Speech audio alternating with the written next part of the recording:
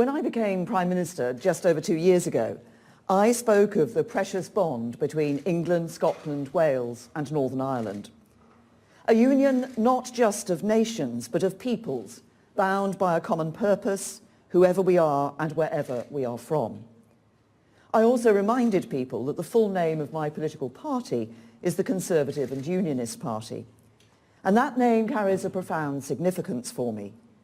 The party I lead has a belief in the union of England, Scotland, Wales and Northern Ireland as a central tenet of our political philosophy. And as Prime Minister of the United Kingdom of Great Britain and Northern Ireland, it is my duty to serve the whole UK and to govern in the interests of every part of it. And that defines the approach I have taken in government over the past 2 years. And as we leave the European Union, I have made protecting and strengthening our own precious union by making sure the deal we strike works for every part of the UK an absolute priority. My belief in our union of nations is rooted not just in history, but in our collective achievements. Time and again, we have stood together as one to overcome challenges and do great things. This year, when we commemorate the centenary of the armistice, we will remember the sacrifice of brave people from here and indeed the whole island of Ireland. And at the end of the Second World War, Churchill famously said that without Northern Ireland, the light which now shines so strongly throughout the world would have been quenched. After that war, a great national institution, our National Health Service, was established across the United Kingdom, a symbol of solidarity in our union. Today, our NHS stands alongside other pillars of our national life. Our parliamentary democracy and our commitment to the rule of law have been admired and imitated around the world. These are the results of our common endeavour as a union. They are the signs which signify its depth and fundamental strengths. Right across the UK, far more unites than divides us. Our sense of community and shared values, our diversity and tolerance, and perhaps the greatest strength of our union is its potential for the future. What together we can achieve in the years ahead as an outward-looking United Kingdom. As we pursue our modern industrial strategy, government working with business and academia to boost productivity, invest in science and research, and create more good jobs in every community, making the most of rapidly changing technology. As we leave the European Union and go out to strike new trade deals around the world, open up new markets for the great products and services of our innovators and entrepreneurs. As we face the challenges of the future together and draw on the talents and resources of every part of our United Kingdom to overcome them. And that, of course, includes Northern Ireland. Its cultural landscape is dynamic, vibrant and wholly original. Northern Ireland is a TV and cinema powerhouse, supported by UK government tax policies to support the film industry. Over 2 million visitors come to Northern Ireland each year as tourists to experience its vibrancy and beauty. It is home to great universities, great small businesses, a burgeoning cybersecurity sector. Northern Ireland makes a major contribution to our union, and it also derives great benefits from being an integral part of the UK. Every family and every business benefits from the strength and security that comes from being part of the world's 5th largest economy. The rest of the UK is by far Northern Ireland's biggest market, accounting for over half its sales. Today, unemployment is half the level it was in 2010, and employment is at a near record high. The prosperity generated by a country with global interests and the principle of pooling and sharing our resources that defines the UK supports public services that people in Northern Ireland rely on. I believe in the partnership of our 4 great nations in one proud union, and I want it to endure for generations to come. So a government I lead will never be neutral in our support for the union. We will always make the case for it. I believe a clear majority of the people of Northern Ireland will continue to have confidence in a future for them and their families that lies within a strong United Kingdom. But I also respect the fact that a substantial section of the population here identify as Irish and aspire to a future within a united Ireland.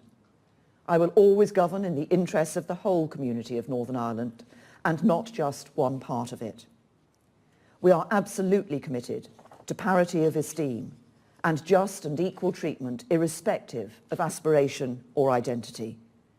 We want to work with all parties and right across society to build a stronger, more inclusive and more prosperous Northern Ireland that truly works for everyone. That is why I've met all the main parties on this visit and why I keep up a regular dialogue with them. The bright future I want to help build for Northern Ireland is one in which everyone, regardless of their community background or political aspirations, is able to live happy and fulfilling lives and to go as far as their talents and hard work will take them. I want to say too that I share your concern about the episodes of serious disorder in Belfast and Derry Londonderry last week. This government, like the communities here, has been absolutely clear in condemning this activity, which is a matter of deep concern for everyone who wants to see a peaceful and prosperous Northern Ireland. This violence is not representative of the wider community, and I pay tribute to the brave officers in the Police Service of Northern Ireland and the emergency services and others in the community who worked tirelessly to keep people safe. We are all committed to making sure that Northern Ireland continues to move forward. Now, the principles that define Northern Ireland's place as an integral part of the United Kingdom, along with its unique relationship with Ireland, are of course enshrined in the Belfast Agreement and its successors. The Belfast Agreement, reached 20 years ago, is a landmark in the history of our islands. It was overwhelmingly endorsed by referendums here in Northern Ireland and in Ireland. Successive UK and Irish governments, together with all the parties in Northern Ireland, have worked tirelessly to bring about the historic achievement of peace. Leaders like David Trimble and John Hume, Ian Paisley and Martin McGuinness have made history. And my predecessors as Prime Minister have played their part. Sir John Major helped to start the peace process. Tony Blair helped to bring it to fruition, making power sharing, which for so long had seemed a prize beyond reach, a reality at last. Gordon Brown oversaw the devolution of policing and justice powers. And I saw firsthand as a member of his cabinet how hard David Cameron worked on the Stormont House and Fresh Start agreements. I think everyone who has the honour and responsibility of holding the office of Prime Minister of the United Kingdom feels a special responsibility to the people of Northern Ireland. The historic achievement that the Belfast Agreement and its successors represent is something we should all be proud of. I am determined to protect it and to uphold the rights it enshrines. The fact that the current Deputy Chief Constable of the PSNI, Drew Harris, will shortly become Commissioner in An Garda Síocháin is an amazing symbol of the progress made over the last 20 years. And we will continue to work with our friends in the Irish government, who have been our close partners in that progress, including at next week's British-Irish Intergovernmental Conference. The UK government's support for the constitutional principles set out in those agreements and for the full range of political institutions they established is steadfast. So it is a matter of frustration and regret that after enjoying the longest period of unbroken devolved government since the 1960s, Northern Ireland has now been without a fully functioning executive for over 18 months. I commend the Northern Ireland Civil Service for the work they are doing to deliver public services in Northern Ireland in the absence of an executive. And I want to see the Assembly and Executive back up and running, taking decisions on behalf of all the people of Northern Ireland. They deserve no less. So in full accordance with the three-stranded approach, we continue to do all we can to see the re-establishment of devolution and all the institutions of the Belfast Agreement. But an agreement cannot be imposed. That needs to come from within Northern Ireland. A first step has to be the resumption of political dialogue aimed at finding a solution, and that should begin as soon as possible. Until then, the UK government will, of course, fulfil our responsibility to ensure good governance and stability in Northern Ireland. But interventions from Westminster are no substitute for decisions taken here. Effective and enduring devolved government is the right thing for Northern Ireland, and it is best for the Union. The Belfast Agreement did not just establish a set of institutions. It also defined the principles that underpin their legitimacy for people across the community. The principle that it is the birthright of all the people of Northern Ireland to identify themselves and be accepted as Irish or British or both, as they may so choose. And the consent principle, that it will always be for the people of Northern Ireland to decide, without external impediment, what their constitutional future should be. With the UK government always giving effect to the democratic choice of the people of Northern Ireland, freely and legitimately given. These principles are the bedrock of peace and stability in Northern Ireland, and it is the duty of the UK government always to respect and uphold them.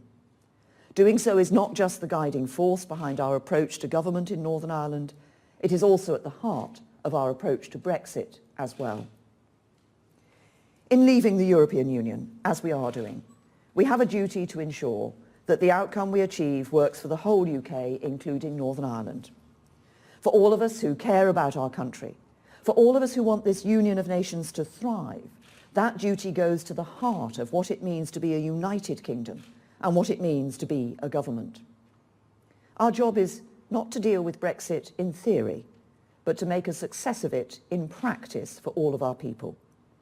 And nowhere is the need for practical solutions more vital than here in Northern Ireland, the only place where the United Kingdom shares a land border with an EU member state that is also a co-signatory to the Belfast Agreement.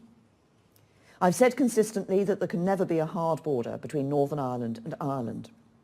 I said it in my letter triggering Article 50, in my speech at Mansion House and many times besides. During the referendum, both campaigns agreed that the border between Northern Ireland and Ireland must remain absolutely unchanged.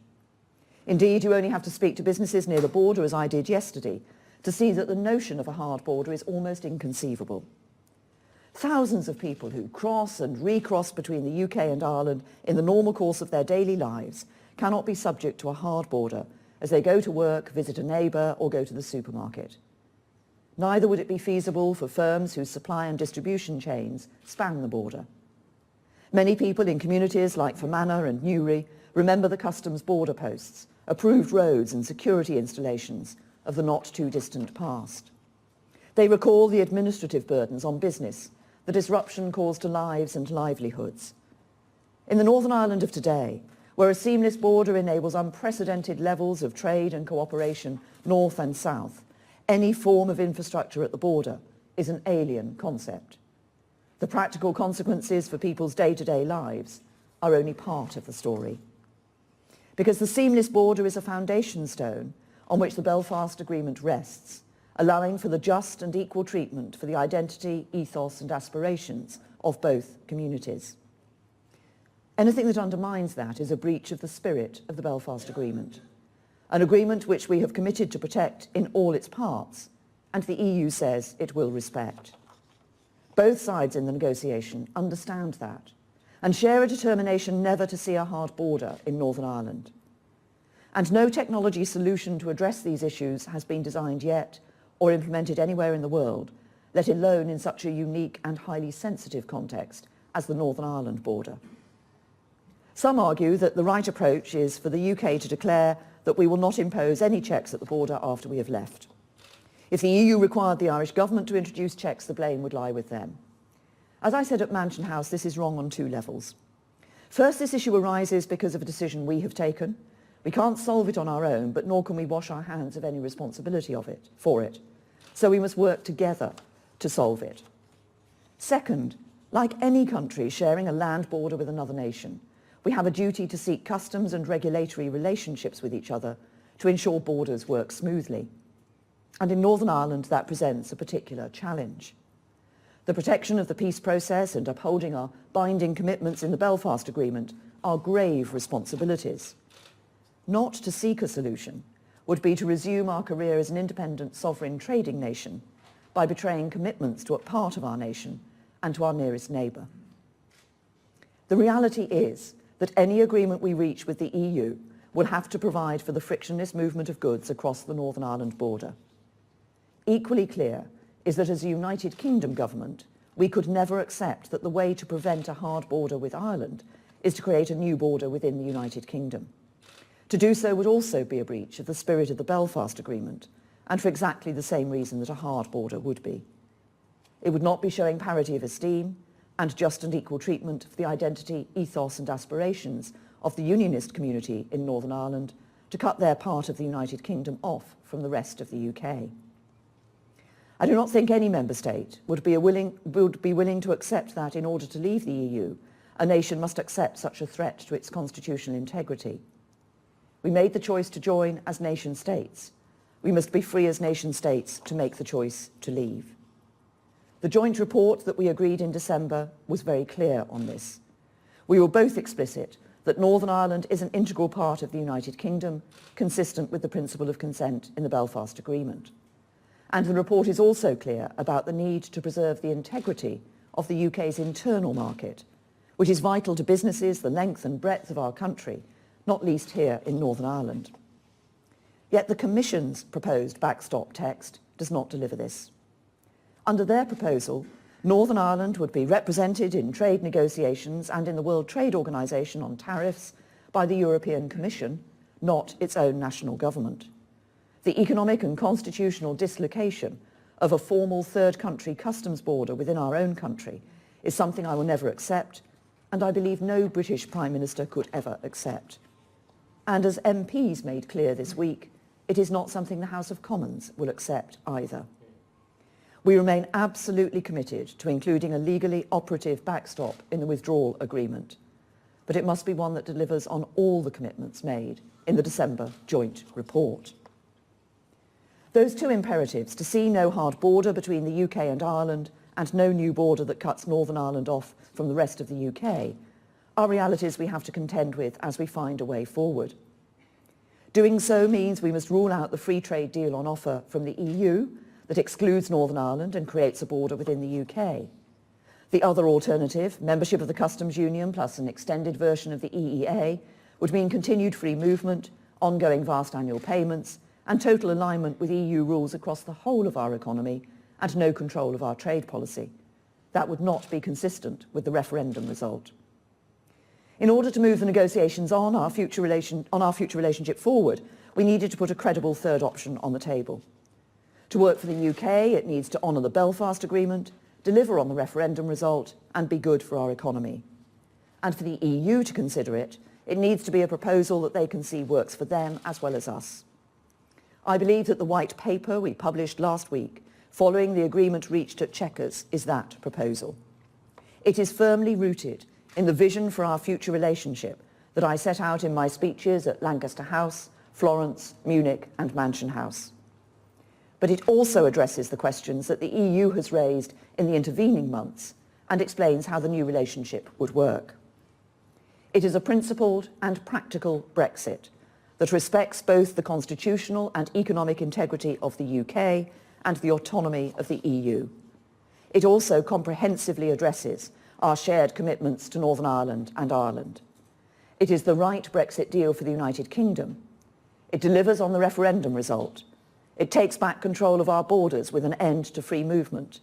It takes back control of our money with no more vast annual sums paid to the EU. It takes back control of our laws, ending the jurisdiction of the ECJ in the United Kingdom. It promotes jobs and prosperity. The whole of the UK will be outside the customs union and single market, free to sign trade deals with countries around the world. We will have regulatory freedom over our services sector, which accounts for 80% of the UK economy. And we will leave the common agricultural policy and common fisheries policy, gaining the freedom to design new policies that work for our rural and coastal communities. It will also protect and strengthen our union by ensuring there is no hard border between Northern Ireland and Ireland and no border in the UK. It does that by proposing a free trade area in goods and agricultural products between the UK and the EU. Our previous proposal that we could achieve frictionless trade by maintaining substantially similar regulatory standards did not prove to be a negotiable position.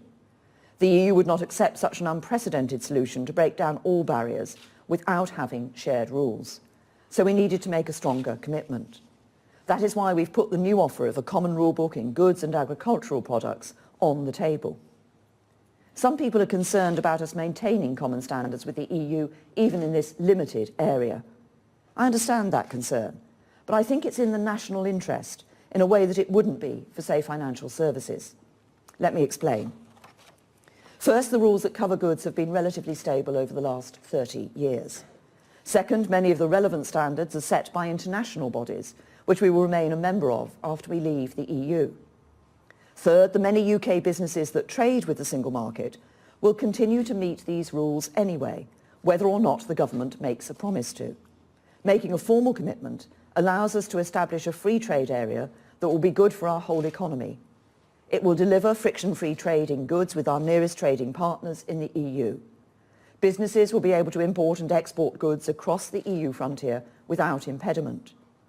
The just-in-time supply chains that underpin high-skilled manufacturing jobs across the country will be able to continue without disruption. And it will ensure we remain one united kingdom, with a UK internal market on good terms with our nearest neighbour. The Belfast Agreement will be protected in full, not just by avoiding a hard border, but by a legal guarantee that there will be no diminution of the rights for citizens set out in the agreement. By upholding the common travel area and associated rights, so there is no question of any new restrictions on movement between the UK and Ireland or access to public services. And by guaranteeing the protection in full of the range of north-south and east-west cooperation provided for in strands 2 and 3 of the agreement.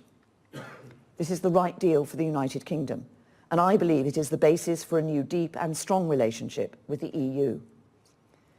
The White Paper represents a significant development of our position. It is a coherent package. Early in this process, both sides agreed a clear desire to find solutions to the unique circumstances in Northern Ireland through a close future relationship. We have now developed our proposals and put on an approach on the table which does precisely that. It is now for the EU to respond. Not simply to fall back onto previous positions which have already been proven unworkable, but to evolve their position in kind. And on that basis, I look forward to resuming constructive discussions. I firmly believe that we can complete what we have started. We can negotiate a new relationship with the EU that works in our mutual interest. One that honours the referendum result, gives us control of our money, our borders and our laws. One that sets us on course for a prosperous future, protecting jobs and boosting prosperity.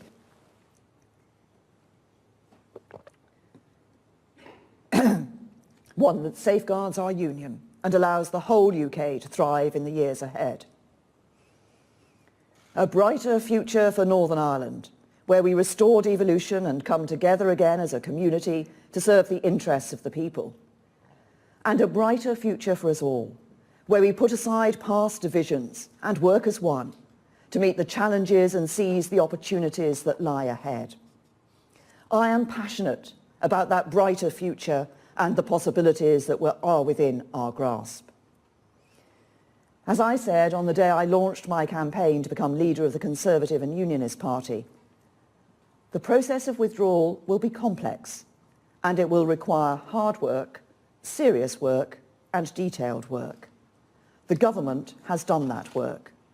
The White Paper is our plan for the future. It is the way to the stronger and brighter tomorrow that I know awaits the whole United Kingdom. Now, we must have the courage and the determination to seize it. Thank you.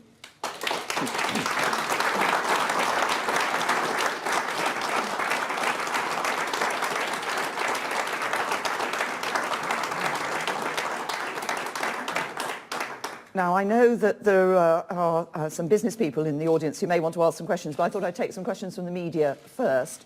Questions from the media. Is Suzanne here from the Belfast Telegraph? Sorry, I've got a light in my eyes. Prime Minister, you have a confidence and supply deal with the DUP. One of its MPs, Ian Paisley Jr., is facing a 30-day suspension from the House of Commons for failing to declare 2 luxury holidays paid for by the Sri Lankan government. What do you think of Mr Paisley's behaviour, and are you worried about losing the vote of a supportive MP? He could be out of the House of Commons until November in future knife-edge Brexit votes. Well, the report obviously is a report from a committee set up by Parliament, and it is a matter for Parliament, the action that will be taken. I believe the process is that a motion comes before Parliament and Parliament makes that decision. In the overall question of the confidence and supply agreement that we have with the DUP, I think what we have seen as a result of that agreement is us delivering key decisions that are of importance for people across the whole of the United Kingdom. And obviously in the Brexit arrangements, if you just look and see what has been delivered recently, we have that EU Withdrawal Act now on the statute book, a very important step in taking us forward in terms of the future relationship, in terms of ensuring that we have that Brexit that delivers on the referendum result, but is also good for protecting people's jobs and livelihoods and protecting no hard border between Northern Ireland and Ireland. Is John Mancy from the Irish News? Hello, Mrs. May. On the eve of the EU referendum, you said it was inconceivable that there would be no new checks on the border in the event of Brexit. Could you tell us what has changed substantively beyond rhetoric that you now believe there will be a free-flowing border? Well, we have been able to put forward, we've looked at the problem in terms of how we deal with this issue of preventing a hard border between Northern Ireland and Ireland, and we have come up with the proposals that are in the white paper. There are two elements of these. One is obviously the facilitated customs arrangement that we propose, and the other is the free trade area in relation to industrial goods and agricultural products. But I've always said throughout the last 2 years that I believe the best way of resolving the issue of the Northern Ireland border with Ireland is actually through the overall relationship we have between the United Kingdom and the EU. That is, in fact, the first plan, Plan A, that is in the December joint report, so that was agreed by all sides as being the best way to resolve this issue.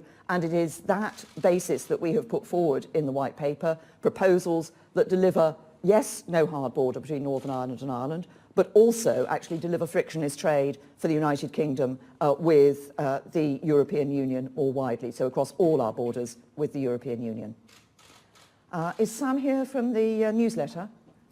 Good morning, Prime Minister. Trust is central to politics. You're asking the people of Northern Ireland, the people of the UK to trust you in terms of what you've just said. And trust is central to the Brexit process in terms of the talks with the other member states. But what we have learned this week is that your Chief Whip allegedly, and he hasn't denied this, asked MPs to break their pairing arrangements, effectively asking them to behave in an underhand way, trying to basically steal votes from the opposition. You have not sacked him. Does that mean that you endorse his conduct? And if you do endorse his conduct, how can anyone take anything else that you say at face value? There was an honest mistake made, for which the Chief Whip and indeed Brandon Lewis have both apologised to the member concerned, the member for East Dunbartonshire, Joe Swinson. If you look at what we're proposing in the white paper, what we're putting forward in the white paper is a future relationship which delivers for people on the vote to leave the European Union, but does so in a way which protects jobs and livelihoods and keeps faith with our commitment to the people of Northern Ireland that there will be no hard border between Northern Ireland and Ireland. I think we have Ulster TV here. Jordan? Prime Minister, you've made a lot of commitments in your speech today about the Irish border, but given the apparent chaos at Westminster over the last few weeks, is a guarantee from the Prime Minister still worth the paper it's even written on? Well, I think what you've seen over the past few weeks is actually that we have delivered government policy in votes through the House of Commons, and we've delivered not just government policy but that into legislation as well. The EU Withdrawal Act is a very important symbol of this, but obviously we've now moved the customs bills and the customs and trade bills through to the House of Lords. So what government is doing is not just putting forward proposals to the European Union. What we're also doing is delivering through Westminster the legislation that is necessary to back those proposals and to prepare for all eventualities in terms of the outcome of these negotiations, the outcome of these talks. I think we have BBC Northern Ireland, Enda. Prime Minister, I'm sure you heard it loud and clear in Fermanagh last night when you spoke to border businesses. There is a real fear now of a no-deal scenario and what that's going to mean for businesses trading across the border on the front line. You've said in your speech today that you feel the EU needs to evolve its position, show some flexibility, I would imagine. Does that mean you want them to be flexible on the backstop? Because as you know, if there's no agreement around the backstop, your white paper will be dead in the water. Well, what I've said to the European Union, and we've said this since they produced their proposed legal text for the backstop, is that the legal text they've produced, the solution that they have produced is not acceptable to us. That's why earlier this year we proposed an alternative option to that. We're all committed to ensuring that there is a backstop within the withdrawal agreement, but as I've just said, I continue to believe that the best way of dealing with the issue of the border between Northern Ireland and Ireland is a solution which actually means the backstop isn't necessary, because we're able to address this in our overall relationship between the UK and the EU. What I want the European Commission to do is now to sit down with us with increased pace, increased intensity in the negotiations, to recognise that if we're going to deliver on the commitments that all sides have made in relation to these issues, that the solution that we have put forward is a practical, workable solution to do that, which respects the vote of the British people, protects jobs, but also ensures that we don't see a hard border between Northern Ireland and Ireland. I think we also have Sky Northern Ireland here, David. Yes, David Levins.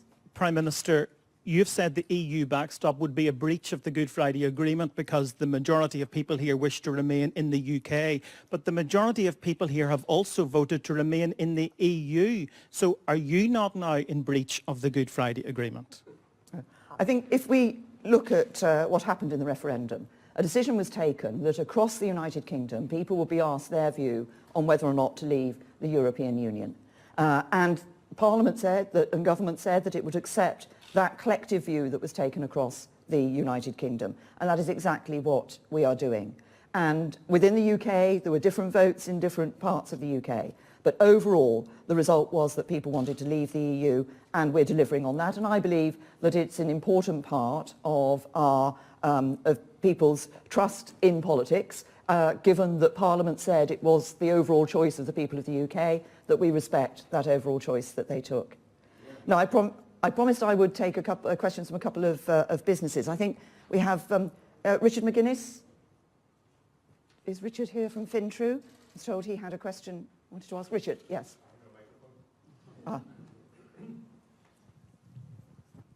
Hey, good morning, Prime Minister. I work for a financial services firm, and I'd be very interested in your views on how you're going to solve the financial services end of the deal. You've talked a lot about goods and movement of goods, but how's financial services going to work? Yes, we see that greater flexibility, as I referred to in my speech, in relation to financial services. The services sector generally, 80% of our economy, is important for us. I think this is an area in which, as we look for trade deals around the rest of the world, there can be real advantage for the United Kingdom. And it's important for us, therefore, to have that greater regulatory flexibility. Of course, in terms of the role of the City of London as a global financial centre, it's also important, because of the risk that brings to the UK, that we're able to have that greater flexibility. But it's important that regulators continue to cooperate and have a good cooperative regulatory cooperation. As you know, there are some aspects of financial services regulation that actually are determined more internationally than at the European level. So we want to continue to be part of that regulatory environment. But we see the services sector generally and financial services within it as being a key element for the future prosperity of the UK. But we do accept that greater flexibility for the financial services sector will have an impact on access to markets in the EU. And as we've said, we recognise that it means that passporting would no longer be available. But obviously there's a great deal more in the financial services sector that we will be looking to ensure that we can build on for the future.